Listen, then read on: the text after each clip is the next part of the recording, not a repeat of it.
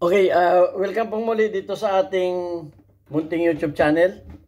At ito ang inyong Pinoy Firearms Instructor.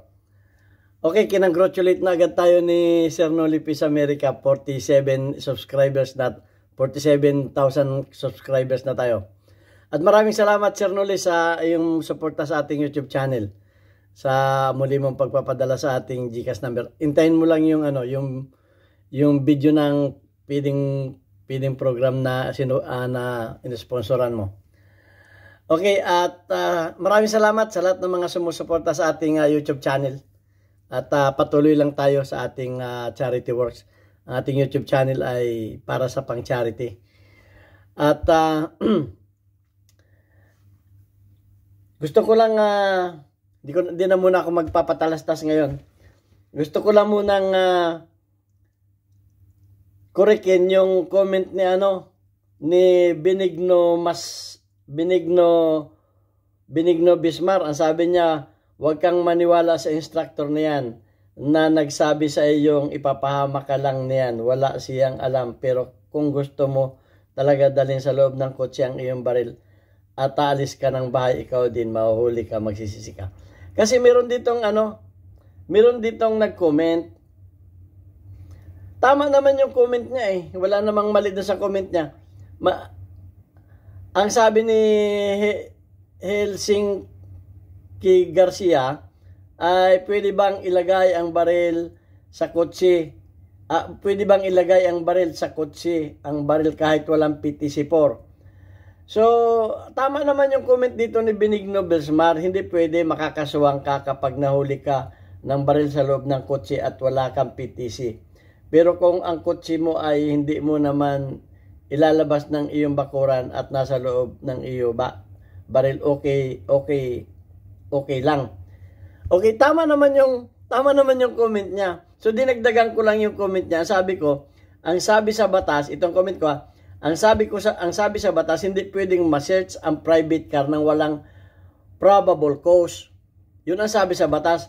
At dinugtong ako, pero bawal yan dalhin ang baril outside residence without PTC4. Baka hindi niya binasa ito, pero bawal yan dalhin ang baril outside residence without PTC4. Pag nahuli ka, kaso at fine ang kaharapin mo. Yun ang comment ko. Bawal nga eh. Tapos, so nagpasalamat naman si Helskar Garcia. Siguro nanawa ni Helskar Garcia. At inelaborate ko pa, sabi ko, iba ang extension ng property at ibang extension of property sa extension ng residence. Iba yung residence sa property, ang ibig kong sabihin. Kasi yung iba, ang alam ay magkaparehas lang yan, magkaiba yan.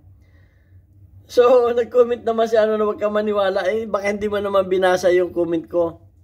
O hindi mo na unawaan. Unawain mo muna yung huwag ka mag-comment ng kasi nalilito yung ating yung nagtanong. Wag mo pa, sinabi ko na nga bawal dalhin sa labas ng bahay. Tapos nag-comment ka pa ng ganun. So unawain mo na. So ito ngayon ang ating ito ngayon ang ating ang atin talagang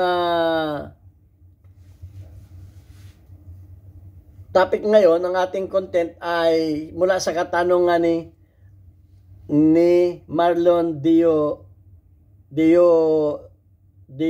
yan. Ang sabi ni Marlon Dio yan ay, next review po sir, yung Magnum 500 revolver. Okay, ito yung Smith & Wesson. So, yun ang gusto naman niya ngayon. So, ito ang content natin ngayon. Kasi nung nakaraan, ang content natin ay yung Desert Eagle Pistol. Ang nakalagay, pistol ha. Desert Eagle Pistol. The most powerful pistol review. Ulitin ko. Desert Eagle Pistol. The most powerful pistol. Yun ang nakalagay. The most powerful pistol. Ang nag-record naman, yung Magnum revolver naman, ang gusto naman ni Pero may mga nag-comment din do sa Do sa na yan. Ang sabi naman ni Alex Danlag, hindi yan ang pinakamalakas na handgun. Meron pa, Magnum 500. Handgun nga, iba na po yung pistol. Ang pistol, yung self-loading. Handgun, self-loading. Pistol po yun, iba ang revolver. So wala na, tama naman yung tama naman yung sagot niya. Pero kung ikukumpara mo yung pistol sa revolver, magkaiba ng kategory yun. So yun lang ang gusto ko tama naman ikaw. Malakas talaga yung 500 Magnum. Kasi yun ay revolver, mas mahaba ang barrel nun. Meron pang mga nag-comment dito. Si Angel, hi po, meron mas malakas kumpara sa Magnum Desert Eagle BS Smith & Wesson 500 revolver. Tama naman yun, revolver yun eh. Pero dapat alamin natin kung ano yung topic. Kung handgun ang topic, kung ang topic ay pistol, pistol din ang ikumpara ninyo. Kung sinabi kong handgun, mali ako. So ayan, inaano ko lang, nililinaw ko lang na tama kayo. Pagdating sa handgun, may mas malakas. Pero pagdating sa pistol, malakas yung Desert Eagle pagdating sa mga pistol. Okay, so tingnan na natin yung bakit naging malakas yung Bakit? Okay, tingnan niyo dito ha. Babasahin ko lang. 500 Smith & Wesson Magnum generally offers a higher muzzle below energy and wider range of bullet weight, making the most versatile for hunting purpose. However, the 50 AE is still potent cartridge and has advantage being chambered and popular Desert Eagle pistol. Pistol yon. Iba yung kung ihalin tulad mo yan, pareho silang malakas. Kaso mo, ito ay sa mga pistol, ito ay sa mga revolver. Overall, pinakamalakas pa rin yung yung revolver. Kasi nga sa haba pa ng barrel nun. Okay, so yun ang niyan. Ang kalamangan niyan. Okay, tingnan na natin kung kung ano ba ang kategorya nitong na ito, 500 Smith & Wesson. Ang sabi dito ay the 500.500 Smith & Wesson Magnum is the most powerful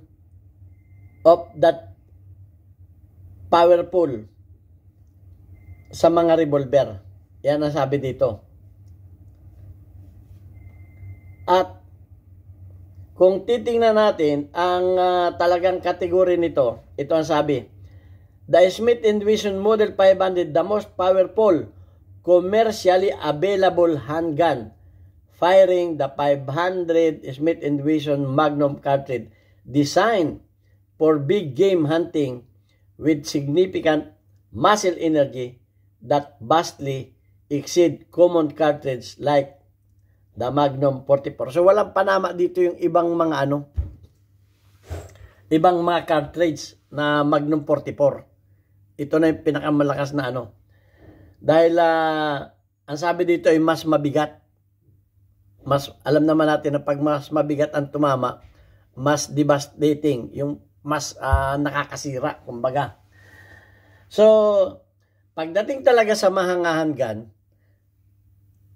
pinakang malakas na itong Smith & Wesson Model 500. Dahil ito ay revolver na, ang barrel nito ay mahigit na 8 inches. Kung hindi ako nagkakamali, 8.35. Mataking mong haba niya, no? Ang taking mong haba ng niyan. Ng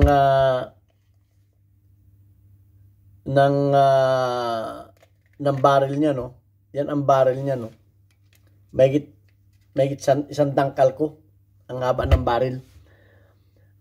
Alamin natin ang purpose nito. Designed for hunting very large game such as bears where immense power and stopping ability are required. Sa mga hunting ito, pag inatake ka ng bear, ay di may kalalagyan, kahit siguro leon o tiger, talagang malakas ang stopping power nito. Kaya ito magandang dalhin ng mga hunter, yung mga hunter sa sa safari. Yung may mga mababangis na hayop. Ito ang kanilang paboritong dalhin. Dahil nga pag inatake sila ng mga hayop at gusto silang patayin, ay di malakas ang stopping power, nakakasiguradong hindi sila makakagat.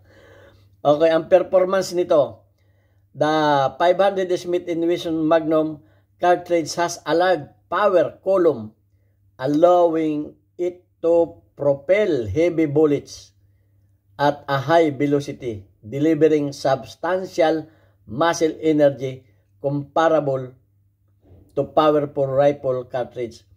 O pwede mo nga itong ikumpara sa mga powerful rifle na cartridge dahil sa bigat at laki ng bala nito. Ang key features nito, long barrel, yun ang sinasabi ko. 8.37, ito 8.37, yan 8.37 ang barrel nito. Helps to manage recoil and maximize velocity. Kaya pinahabaan ang barrel nito. Siyempre, pag mahaba ang barrel niyan, mabigat yung dulo dahil doon sa barrel, ay mamamanage na yung maximize ng recoil and velocity. At ito pa ay may compensator muzzle brake pa ito. Compensator. A muzzle brake is included. May muzzle brake pa ito. Included to control significant muzzle rise caused by the powerful cartridge. O para makontrol. Nilagyan pa ito ng compensator dahil nga sa lakas para mabawasan yung muscle rise, yung pagtaas ng muscle caused by the powerful cartridge dahil nga sa lakas ng bala o ng cartridge. Yung recoil naman ito, the recoil is tremendous. Talagang pag sinabing tremendous ay nakakagulantang ito. A major factor for shooter to manage. Ito talaga yung dapat mong i-manage, yung recoil nito. Huwag kang basta hawak nitong papaisi-isi ka lang. Pag hinawakan mo ito, yung ibuhos mo na yung grip mo. Dahil ito ay gustong kumawala sa iyong mga kamay.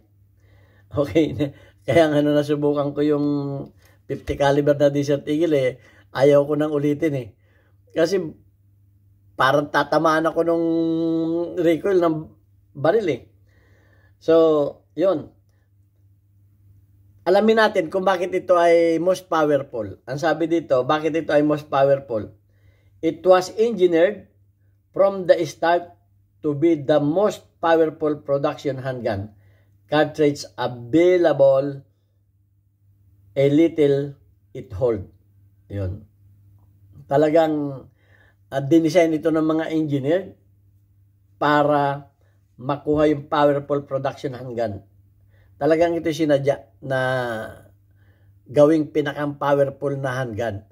Pero ulitin ko, ito ay revolver, hindi ito pistol. Nakakalamang ito dahil mahabang ang barrel nito. Okay? Consideration, while extremely powerful, the immense recoil can be make follow-up shoots challenging. Okay, dahil nga sa sobrang lakas nito, yung follow-up shoot ay kinakailangan mag-pause ka muna. Kasi pag binilisan mo ng kalabit nito, yung double tap mo nito sa taas ng bagsak. Dahil siyempre, pag recoil ng ganyan yan, ibabalik mo pang paganon. O, edi magpo-pause ka muna yan para makita mo ulit yung target mo. Pag binilisan mo ng target mo yan, malamang tatama ka sa hangin. Yan ang yan ang yung follow-up shots ay challenging. So, pag binasa natin dito yung mga mga comment, pareho lang ang sinasabi. So, kaya wala tayong pagtatalo. Ang powerful handgun ay revolver, hindi pistol. Okay. Kaya yung sinabi kong maliban lang kung may namali akong bigkas na handgun, pero pagkakamali na salita, pero dapat ang tingnan ninyo yung title. Kasi minsan ako nagkakamali din ako ng pagsasabi, dahil nga hindi naman tayo nag-i-edit, dire-diretso lang ating videos. So yan ang ano, ang ating nililinaw lamang na iba yung handgun at iba yung revolver. Overall, sa mga iba yung revolver sa pistol. Pero overall, sa mga handgun, ang pinakang malakas talaga, ito na. Smith & Wesson 500. Okay.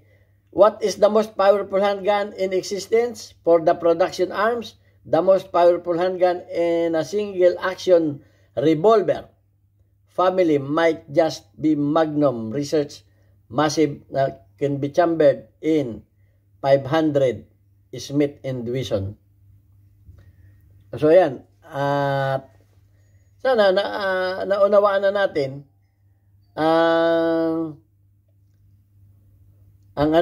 ang ibig sabihin ng pistol at revolver. Yun lang sabi dito, how powerful is the Magnum Smith & Wesson Magnum? Gaano daw ka powerful? Sabi, 500 Magnum cartridge with top performing round, delivering nearly 3,000 feet. Aba, ang lakas pala nito, 3,000 feet.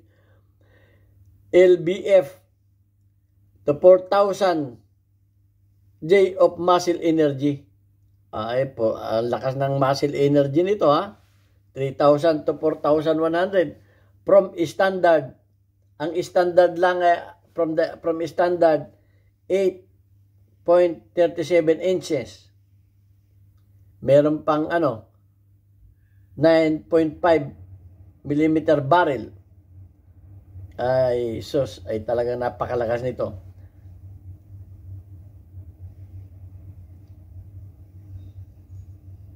So, ang sabi ay Magnum 44, ang sabi pa dito ay energy around. Ang Magnum 44 ay nasa 1,000 to 2,000 lang ang energy. Pero ito 3,000.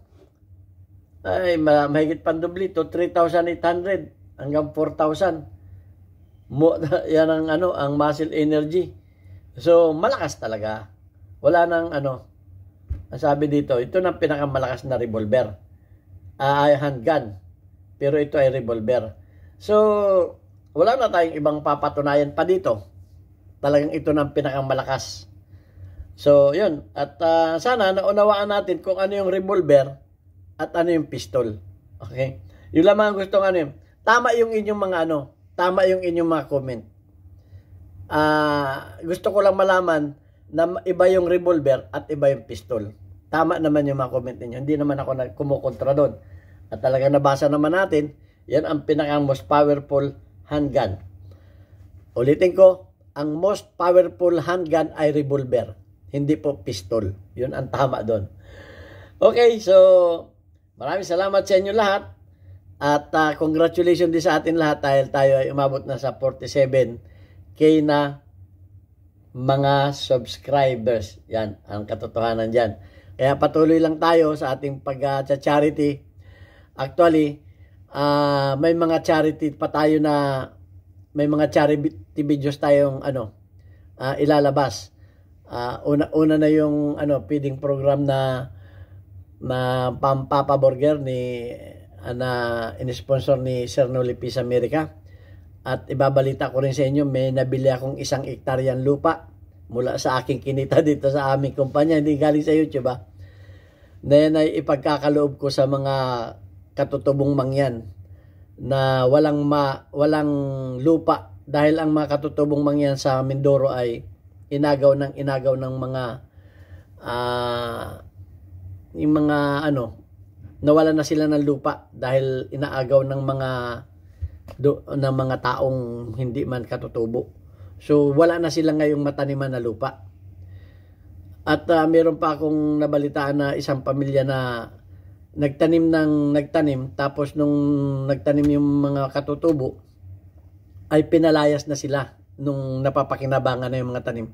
So bumili ako ng 1 hektaryang lupa para pataniman sa kanila. At yan ang subaybayan ninyo. Talaga pong pan-charity itong ating YouTube channel. At naawa ko dun sa mga katutubo sa amin na wala nang mataniman. Kaya bumili ako ng kapirasong lupa mula sa aking kita dito sa ating YouTube channel. Sorry. Hindi ba sa YouTube channel? Kunti pang kita na ating YouTube channel, hindi pa nakaka 10,000 mula sa aking kita dito sa aming kumpanya. Ako'y nakabili ng isang tarian lupa at yan ay papataniman natin para may pagkakitaan yung iba nating mga katutubo na mangyan sa Mindoro. Okay, so yan, maraming salamat sa inyo. At please, suportahan din ninyo yung aming Papa Burger sa Alvarez Street, Pinamalayan Oriental, Mindoro. Mga kababayan ko. Meron tayo dyan buy one, take one. Diyan, matatagpuan ninyo sa Alvarez Street, doon sa dati kong machine shop. Okay, ito na po yung ating community spotlight. Shout out kay Randy. Meron kang 100 plus engagement. Shout out kay Gino. Meron kang Gino Team Delta. Meron kang 3 engagement. Shout out kay Silibang Lista. Meron kang 99 engagement. At shout out din sa iyong mga kasamahan dyan sa One Gun Pilipinas, Bulacan Chapter. Shout out din kay Don Rani. Meron kang 16 engagement. Shout out kay Wally Sabis. Meron kang 59 engagement. Okay, maraming salamat sa inyo lahat. God bless us all.